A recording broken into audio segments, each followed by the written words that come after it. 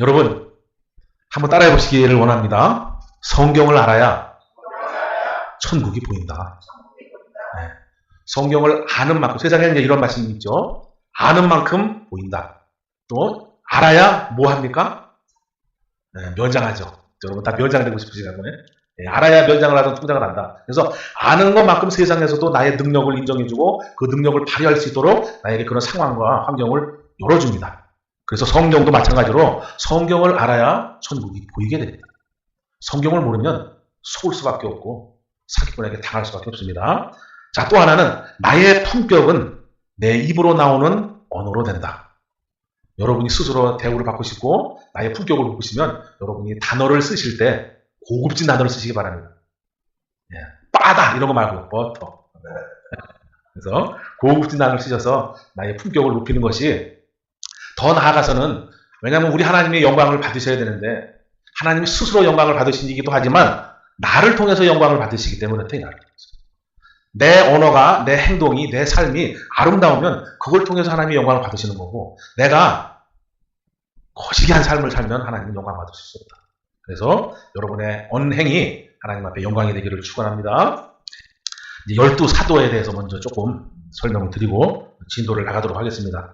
자, 12사도, 12명, 또 이제 12제자라고 표현을 합니다. 그래서 이제 헬라어로는 아포스톨로스, 풀이를 하면 보냄을 받은 자라고 하는 뜻이죠.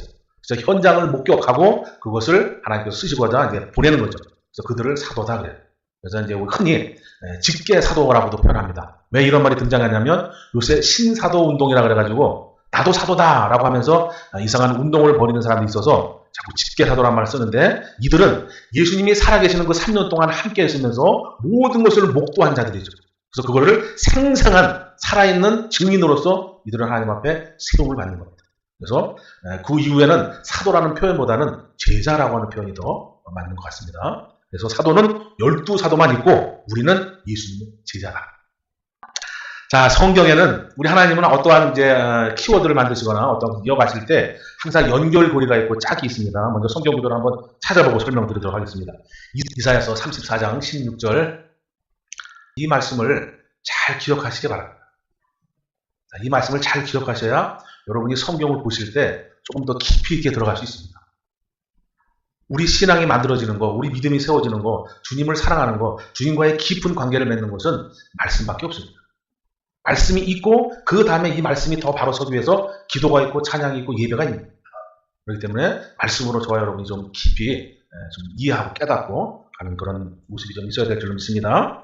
자, 여호와에 빠진 것이 하나도 없고 짝이 없는 것이 없다. 그래서 구약과 신약이 연결되고 초림 예수님과 재림 예수님이 연결되고, 구약의 어떠한 인물과 신약의 어떠한 인물이 연결되고, 구약의 어떠한 사건과 신약의 어떠한 사건이 서로 연결고리를 이룬다.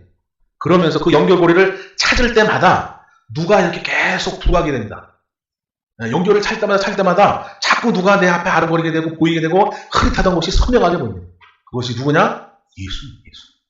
그 예수가 선명해지고 예수가 확실히 믿어질 때 그때 내가 모든 걸 다 투자할 수 있는 겁니다. 여러분이 하시는 일도 사업도 마찬가지 아닙니까?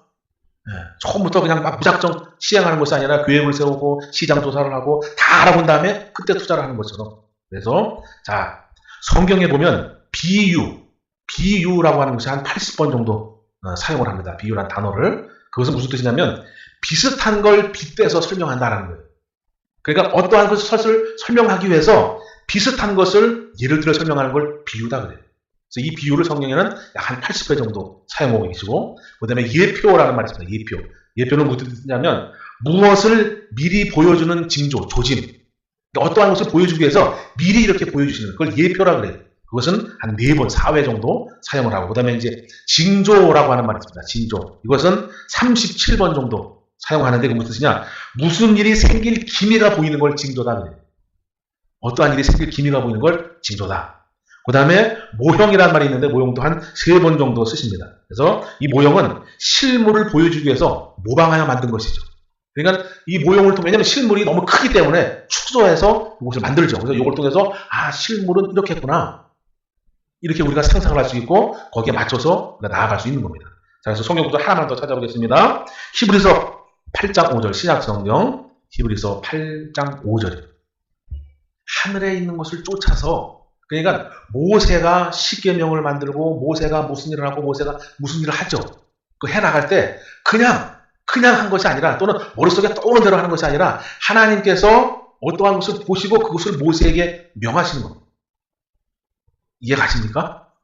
한 가지 더 예를 들면, 자, 노아가 현재 우리 교회 이름이 뭡니까? 예, 방주죠. 노아라고 하는 선생님이 방주를 만드셨는데 몇 층으로 만들었을까요? 몇 층?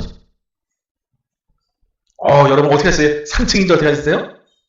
예, 그래서 노아가 방주를 만들 때 3층으로 만드셨다. 왜 3층으로 만들었느냐? 성부, 성자, 성령, 이것을 노아라고 하는 배를 통해서 알려주시는 거예요.